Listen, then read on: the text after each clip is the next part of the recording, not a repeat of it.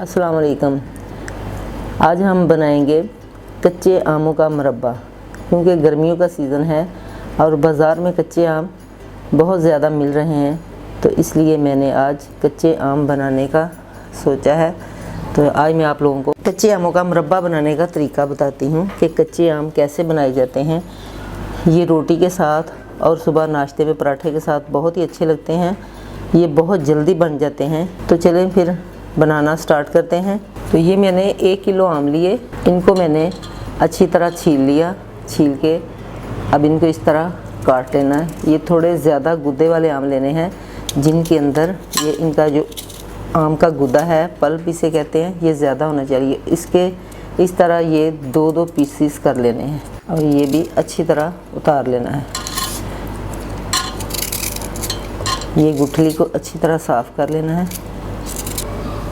ये सारे आमों को मैंने पहले कट करके रखा था, ये देखें इस तरह। अब हम इसके अंदर पानी डालेंगे।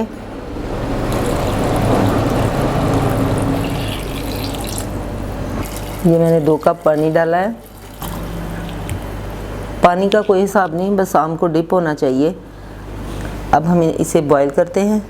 तो चलें हम चूल्हे की तरफ चलते हैं। ये देखें आमों को मैंने पकने के लिए चूल्हे के ऊपर रख दिया है और ये पकना शुरू हो चुके हैं।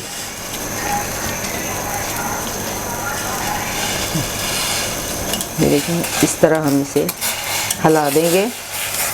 इनको ज़्यादा नहीं पकाना, बस इतना पकाना है ताकि ये थोड़े नरम हो जाएं।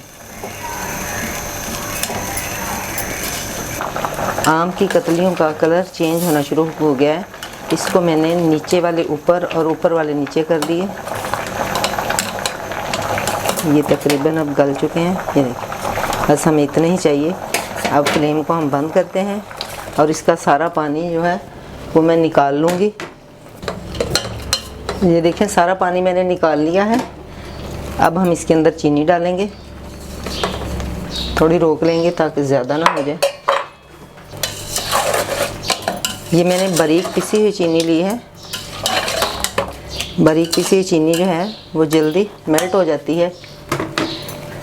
ये 2-3 स्टिक दालचीनी के डालेंगे, इससे बड़ा अच्छा फ्लेवर आता है। और ये इलायची पाउडर,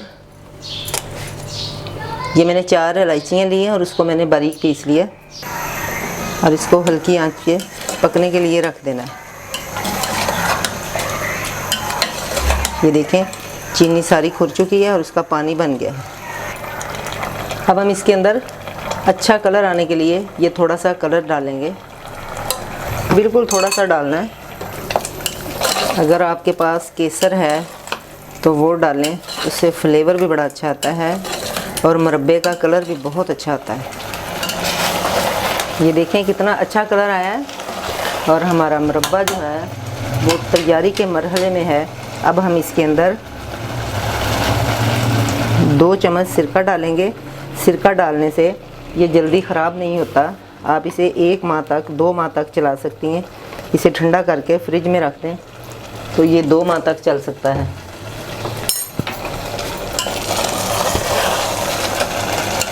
और इसे अच्छी तरह मिक्स कर देना है। और ये देखें इस तरह देखना है।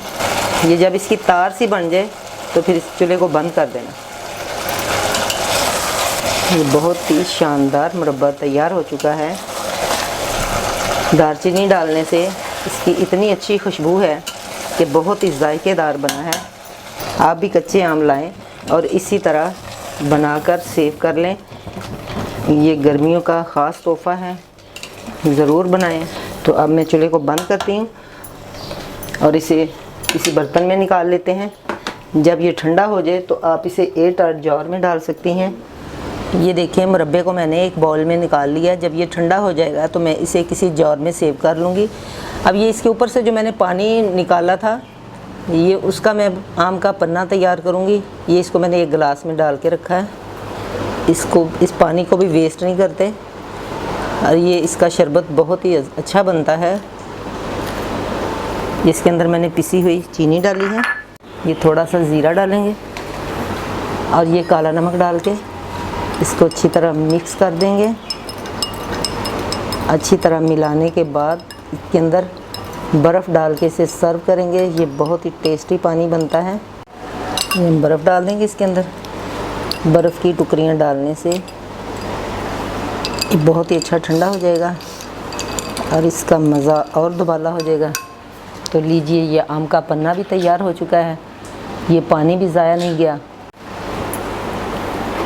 ये देखें, इस तरह आम का मुरब्बा हमारा बहुत ही अच्छा बना है। आप ज़रूर ट्राई करें और मुझे फीडबैक दें कि आपको ये मेरी रेसिपी कैसी लगी है। मिलते हैं फिर एक और नई रेसिपी के साथ। अल्लाह हाफिज़।